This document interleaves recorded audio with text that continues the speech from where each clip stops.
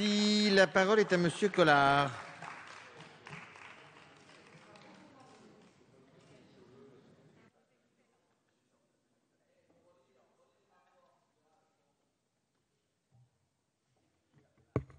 Oui, monsieur.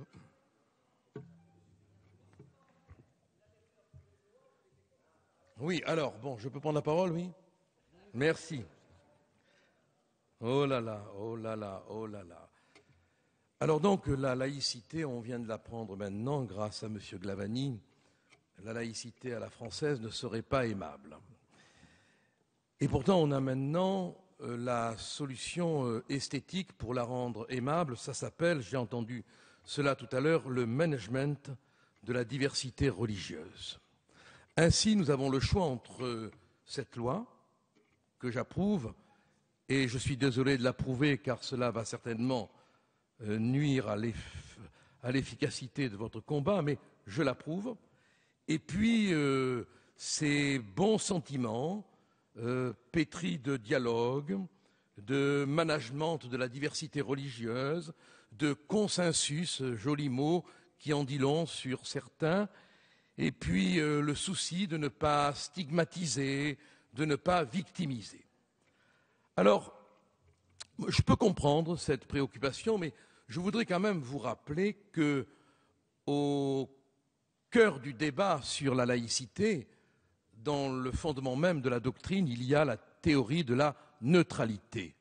Relisez les pères fondateurs du radicalisme, ils parlent de neutralité, et rien que de neutralité. Le terme laïcité est intervenu beaucoup plus tard. Ce qu'il faut donc obtenir dans ce pays pour qu'on ait la paix, sans haine, sans discrimination, en laissant le soin d'avoir la haine et finalement l'idée de discrimination à ceux qui la voient partout chez les autres. Car quand on entend que ceux qui combattent, ceux qui se battent pour la laïcité veulent en réalité la combattre, c'est vraiment prêter aux autres des idées inconscientes que l'on peut avoir soi-même. La chose est simple. Dans l'affaire dite de la crèche Babilou, c'est quand même pas un homme vêtu d'une tenue safran, se disant moine tibétain, qui a posé le problème. C'est clair. Et ça ne veut pas dire pour autant qu'on a une quelconque hostilité contre une quelconque religion. Je respecte toutes les religions, mais je ne veux pas qu'elles interfèrent dans la vie privée, je ne veux pas qu'elles interfèrent dans la vie publique. Dans la vie privée, j'entends par là sur le lieu du travail. Et c'est comme ça qu'on aura la paix sociale, parce qu'il y a dans toutes les religions des propagandistes, des intégristes, qui, d'un côté ou de l'autre, vont prier dans les rues, et ce n'est pas bien. Et ce n'est pas bien. Mais nous avons le devoir, nous, dès l'instant où on localise dans une religion donnée des instruments de propagande, des instruments d'invasion de l'espace privé, de réagir.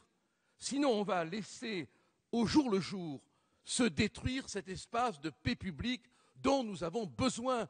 Et arrêtez de manger de la guimauve. Arrêtez de manger de la guimauve.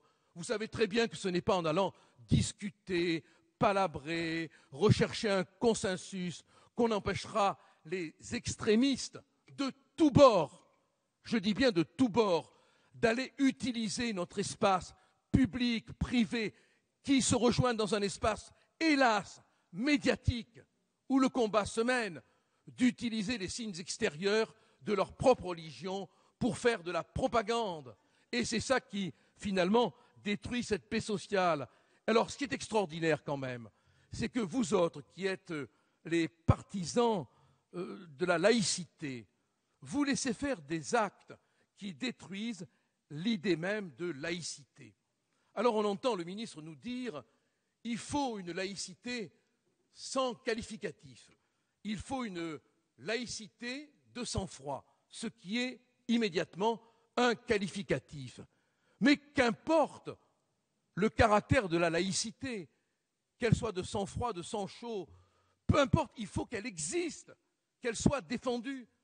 Et ce texte a au moins le mérite d'organiser une défense de la laïcité sur le territoire du lieu où l'on travaille.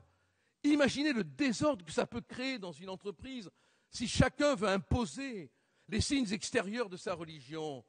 Ça vous dérange, bien sûr. Ça vous dérange parce que c'est la preuve évidente que vous êtes des laïcs religieux. Vous êtes des laïcs religieux. La vérité, elle est là. Vous êtes des laïcs religieux qui n'ont qu'une seule religion, celle qui leur amène des voix.